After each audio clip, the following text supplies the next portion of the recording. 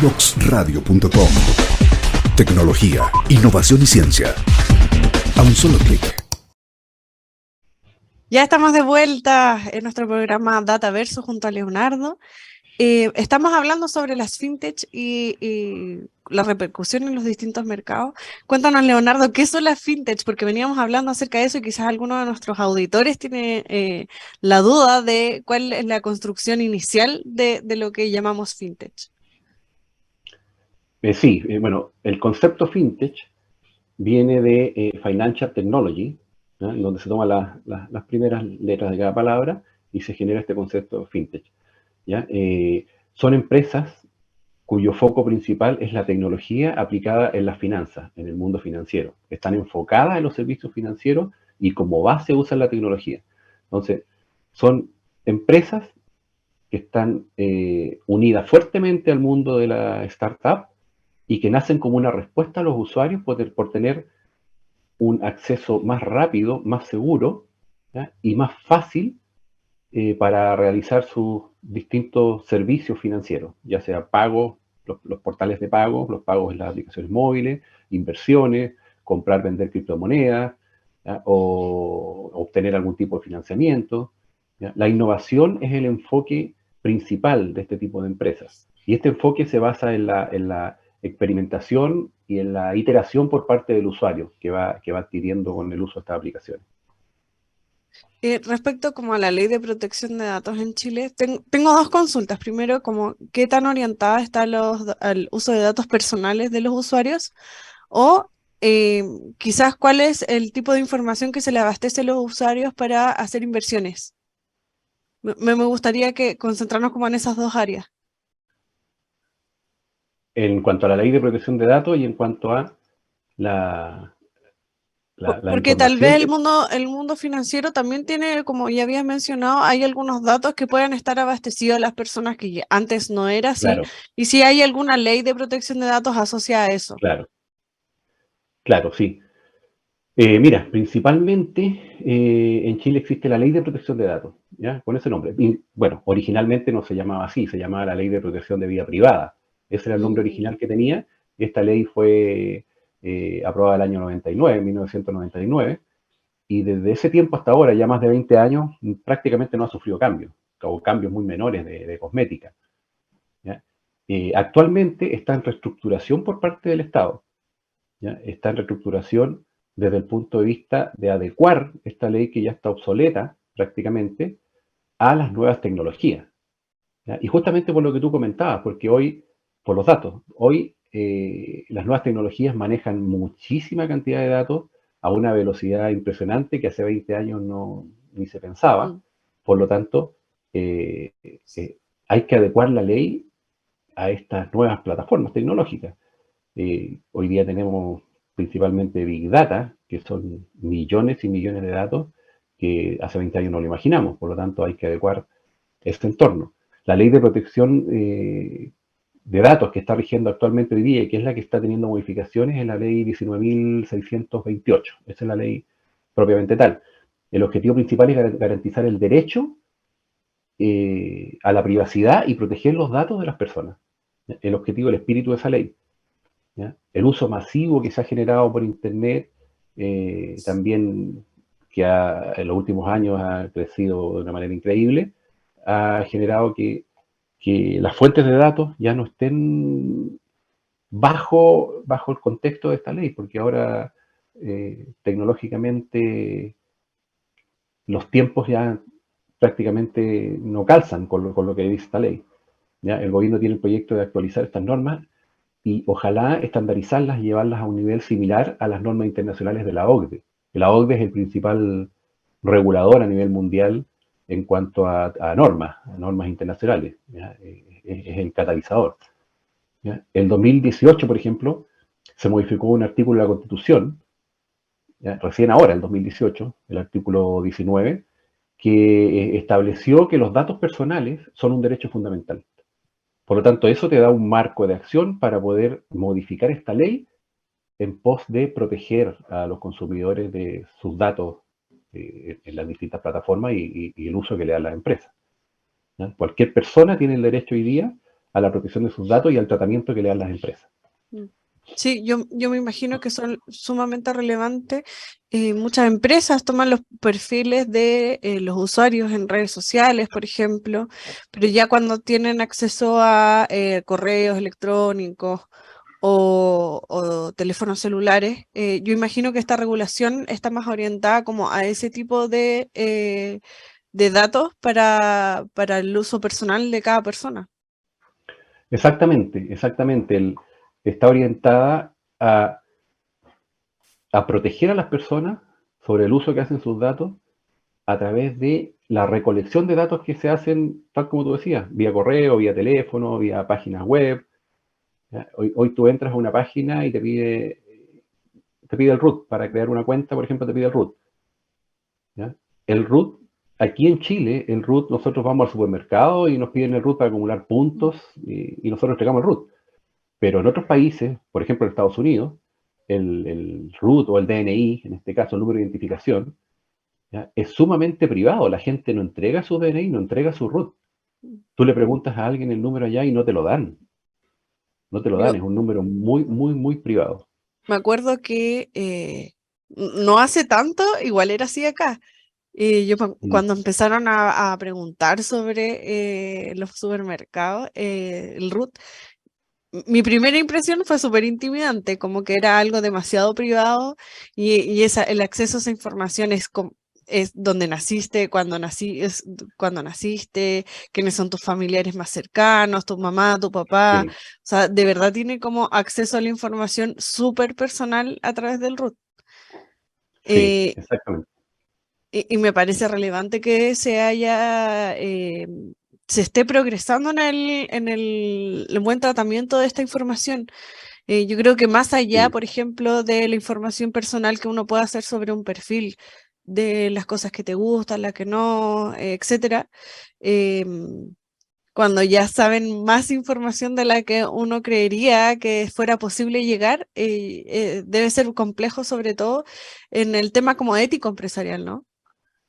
Exactamente, exactamente.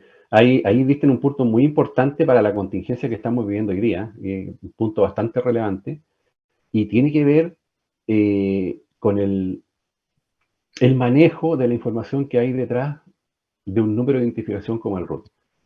¿Ya? No solo para las empresas, no solo que una empresa te pida el root y con eso pueda generar un perfil o pueda acceder a información personal o familiar, sino que también hay que tener en cuenta algo que se está abordando aquí de alguna manera, ¿ya? Pero bien incipiente, que detrás de esto también hay crimen organizado.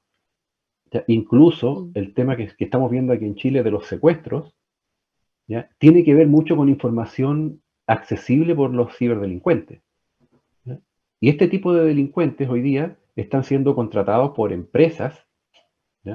Empresas que son empresas de papel, que son empresas creadas para hacer este tipo de acciones, en las cuales los tipos a través de información por internet, información pública, comienzan a generar lazos entre una persona, sus familiares, sus propiedades o su patrimonio, y hacen un perfil, así como un banco hace un perfil de riesgo de un cliente, lo que hacen estas organizaciones es hacer un perfil de una persona para ver cómo extorsionarla. Y se está usando esta información justamente para eso, para extorsionar y hacer secuestros, como lo hacen en otros países. Entonces, es vital avanzar en esto, es vital avanzar en la protección de los datos personales, porque están atentando ya contra tus derechos fundamentales. Hay que hacerlo. Y ojo, a propósito, escuchando se me vino al tiro a la mente el call center, el famoso call center que yo me imagino que a mí, así como a la mayoría de las personas, les llaman más de una vez al día. Sí. También hubo un momento que se habló como de acoso, asociado a la cantidad de llamados que podía recibir una persona, tanto por deuda como ofertas que se le ofrecían desde distintas empresas. ¿Cómo se ha abordado esta temática por medio de la ley? Mira, más que por la ley se está abordando hoy día a través de normas, de regulaciones normativas, ¿va? Por Ok. organismos supervisores. ¿Ya? En la ley no se ha manejado mucho el concepto, entre comillas, de Mm, acoso virtual. ¿ya?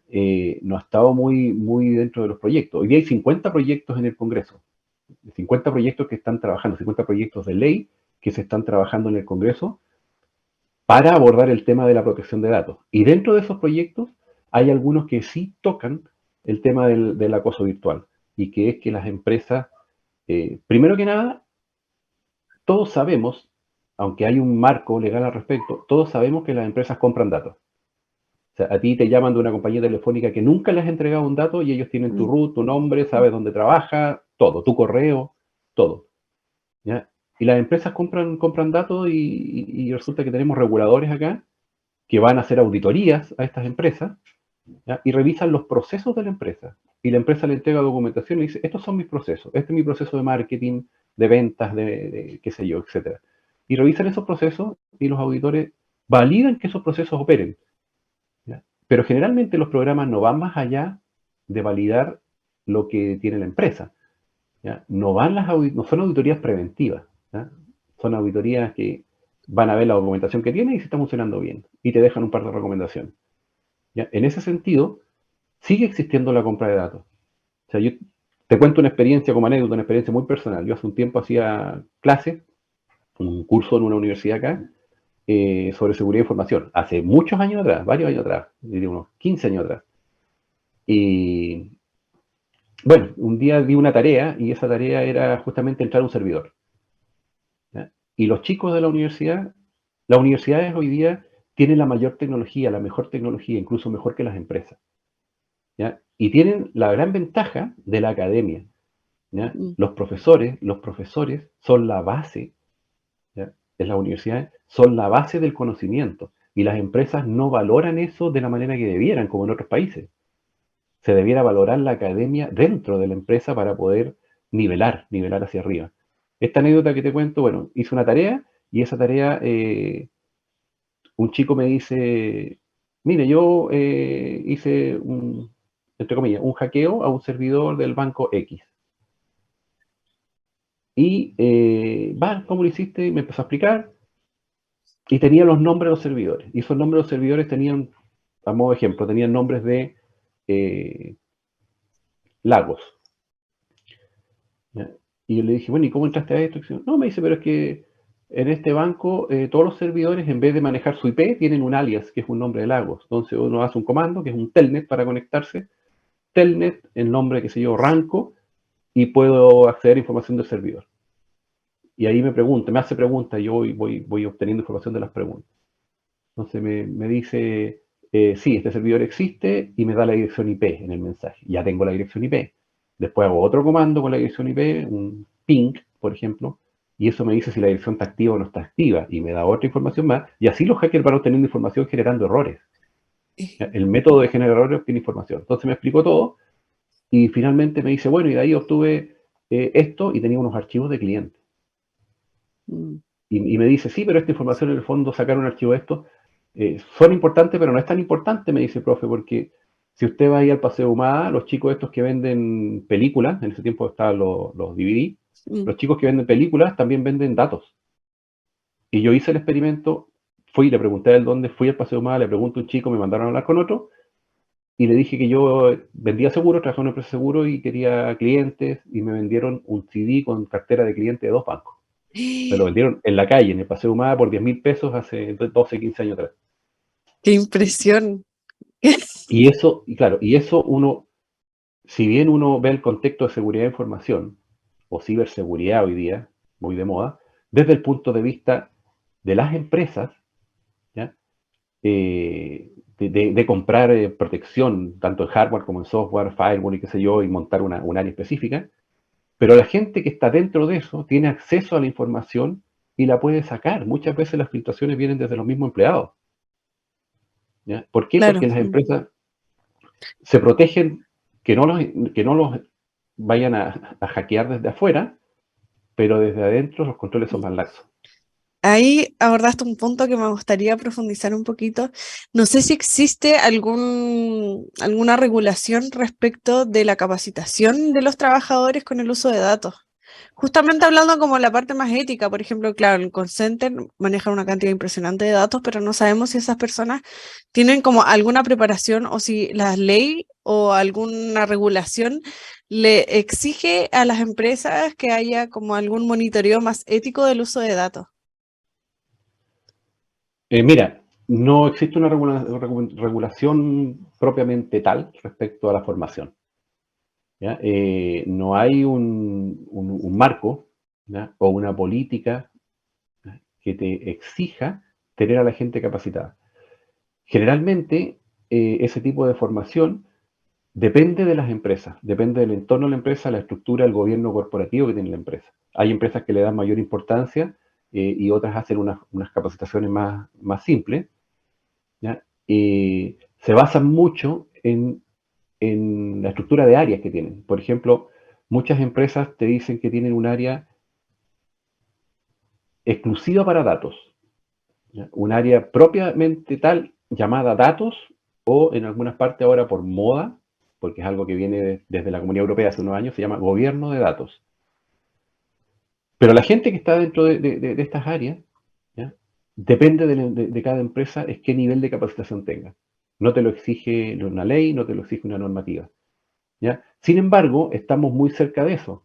Hay una ley que existe hoy día en la Unión Europea que tiene que ver con el tema de los datos, que se llama la GDPR, la Ley General de Protección de Datos, y esa ley está ligada a lo que es la importancia del gobierno de datos, ¿ya? El gobierno de datos hoy día en Europa, ¿ya? Tiene un enfoque muy riguroso para gestionar los datos durante todo el ciclo de vida, y ahí el regulador va sobre las empresas, ¿ya? Principalmente del sector financiero, y además de auditar, revisa el perfil de quienes controlan los datos, de los empleados en el fondo.